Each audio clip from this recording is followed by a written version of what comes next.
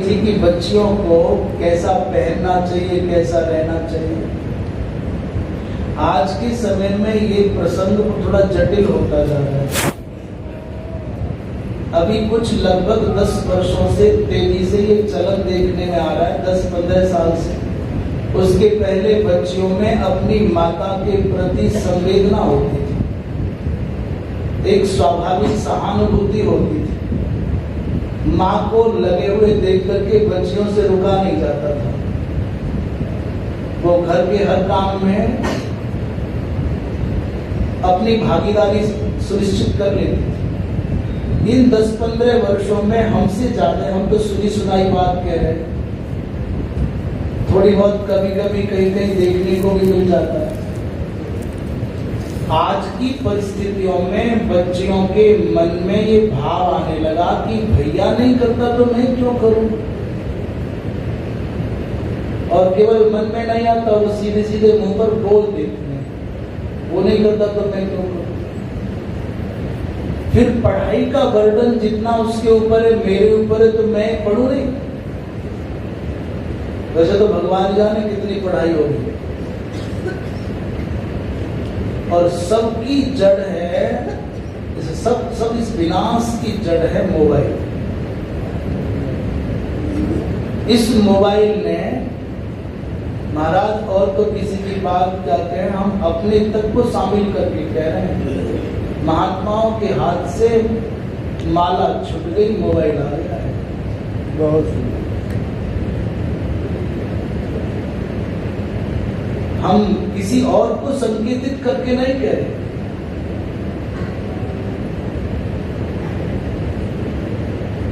ये मोबाइल इतना विनाश की जड़ है, इसकी कोई भूमिका है, उपयोगिता है, इसका सदुपयोग भी हो सकता है।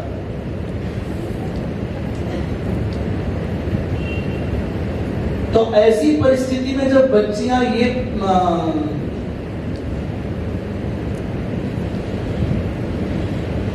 प्रतिद्वंदिता के साथ में, प्रतिस्पर्धा के साथ में माँ को अपने हाल पर छोड़ करके ये कह दे कि भैया नहीं करता तो मैं क्यों करूं, इन परिस्थितियों में पिस गई है माँ।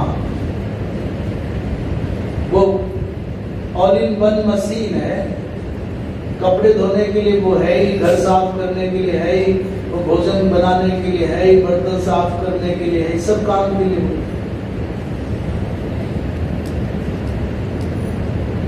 हम तो अधिक, जहां तक हमारी बात पहुंच पाए, और हमारे भारतवर्ष की इस पवित्र माटी में जिन बच्चियों को जन्म लेने का सौभाग्य मिला है,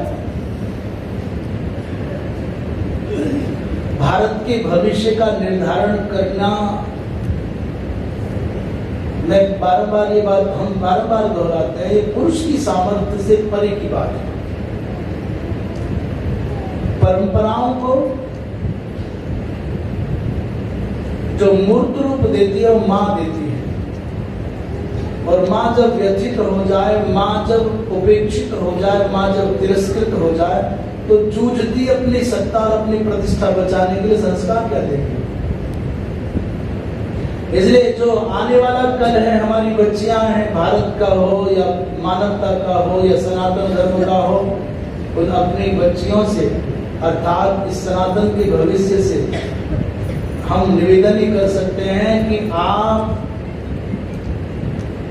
पुरुष की बराबरी करने के चक्कर में मत पड़ो। पुरुष की बराबरी बाल कटा लेने से, या जीन्स मात्र पहन लेने से, या जैसे भैया चल रहा है वैसा चल लेने से, या जैसा तपाक से भैया उल्टा जवाब देता है वैसे जवाब देने से आपका बड़प्पन नहीं आएगा, आप छोटे हो जाओगे। पुरुष बहुत छोटा है, पुरुष बहुत कोना है, माँ बहुत बड़ी है, माँ बहुत बड़ी है, बहुत बड़ी है। माँ हिमालय, माँ समुद्र है। पुरुष कभी हिमालय नहीं हो सकता, पुरुष कभी समुद्र नहीं हो सकता। माँ हिमालय जैसी ऊंची है, बड़ी है, और माँ समुद्र जैसी गहरी है, अनंत है, अपार है। पुरुष भी जहां विश्राम पाता है वो माँ है। कभी कभी वो पत्नी की भूमिका में होती है, कभी कभी जन्मदात्री की भूमिका में होती है, कभी कभी वो ससा बहन की भूमिका में होती है, और कभी कभी वो पुत्री की भूमिका में होती है। पर पुरुष को विश्राम मिला तो मां के आंचल में मिला है, और मां के आंचल में ही मिलेगा। और ये जो माताएं पुरुष बनने की चेष्टा करेंगी, बाल कटा करके, जीन्स पहन करके, कॉलर चौड़े करके, ऐसे चलने से, तो छोटी हो जाएगी, बहुत छोटी हो जाएगी। परमात्मा ने जो बनाया है, परमात्मा के निर्णय का सम्मान करना सीखें। गौरव के साथ कहो कि परमात्मा ने हमको इस योग की समझा यहाँ पहुंचाया है, हमारे कंधों पर अधिक जिम्मेदारी है। कभी कभी मुझे जब लगता है ना, कोई पुरुष लंबे बाल कर ले, मूछें मुड़ा ले, अरे भाई इतनी क्या जल्दबाजी है, एक जन्म इंतजार कर ले, हाथ जोड़ के अगले जन्म में बना देना मुझे आमीना, क्या समस्या?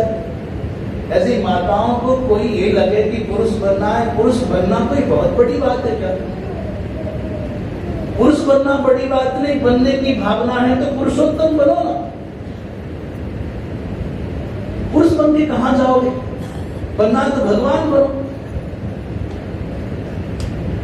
इसलिए जो जैसा परमात्मा ने बनाया है, परमात्मा के विधान को यथावत स्वीकार करना भी एक साधना है।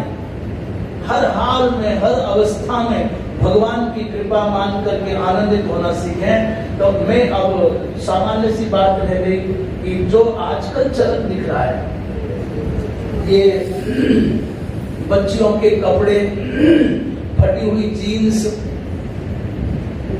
और कोई कोई तो इतनी फटी होती है, इतनी फटी होती है कि ढूंढते रह जाओ जीन्स का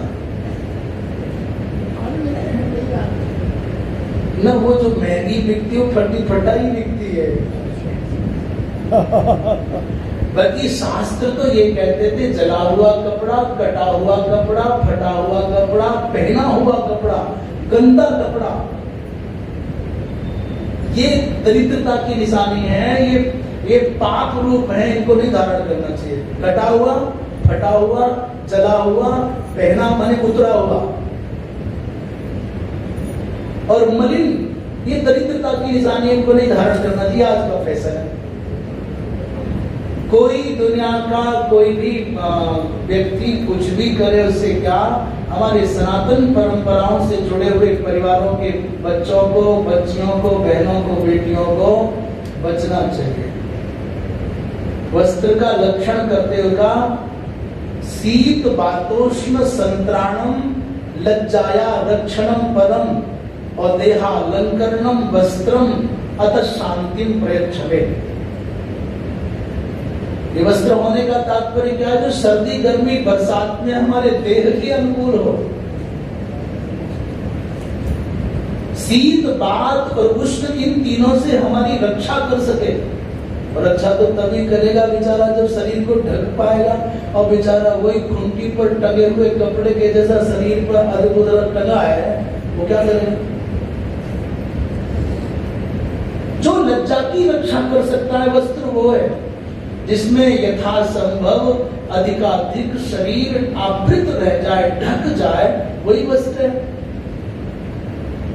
जो लज्जा की रक्षा करे। और जिसमें लज्जा कंपित होकर के बेचारी नग्न सी दिखाई दे, वो वस्त्र कोई वस्त्र है क्या? इसलिए हमारी बहनों को, बेटियों को, बच्चों को, भाइयों को वस्त्र बड़ी सावधानी से पहनना चाहिए। उतरन तो कभी मत पहनो। दूसरे के पहने हुए कपड़े बिल्कुल, वैज्ञानिक भी मना करते हैं, चिकित्सक भी मना करते हैं, संत भी मना करते हैं, शास्त्र भी मना करते हैं। दूसरे के जूते चप्पल, दूसरे के तौलिया, दूसरे के कपड़े, दूसरे का साबुन, दूसरे के ये जो भी पेस्ट आदि, ये सब निंद है। और सच्ची पूछो तो कम से भी कम आप और सावधानी बरतो, कोई थोड़ा सा और, तो दूसरे की प्रयोग किया गया गिलास और चम्मच, ये दो बर्तन तो बिल्कुल यूज नहीं करना चाहिए। चम्मच सीधे मुख में जाती है, गिलास सीधे मुख में जाता है। थाली तो एक बार थोड़ा बच भी जाती होगी, पर चम्मच और गिलास तो सीधे सीधे भगवान के बेचारे मुख है।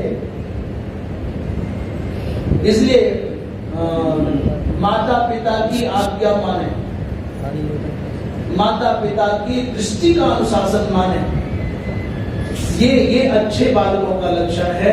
हमारी बहन बेटियां, हमारे भाई, हमारे बालक, आशा है हमने जो भी यहाँ इस पवित्र परिसर से संदेश देने का प्रयत्न किया है वो आप तक पहुंचेगा, और आशा करते हैं आपके हृदय में विराजमान परमात्मा आपको सामर्थ्य दे, इन शब्दों को सुन भी सको, समझ भी सको और व्यवहार भी करना। वृंदावन बिहारी लाल की जय। इस प्रश्न का स्मरण आज कर लेते हैं, उत्तर कल देंगे। संसार में और परिवार में सबका हित और सबका हित करना चाहते हैं, सबको खुश रखना चाहते हैं, लेकिन जिसको जितना खुश रखने की कोशिश करो उतना ही दुखी दिखाई देता है। उनको दुखी देखकर स्वयं को भी दुख होता है, क्या करें। हाँ, इस प्रश्न को पढ़ करके हमको भी लंबी लंबी सांस आने लग गई।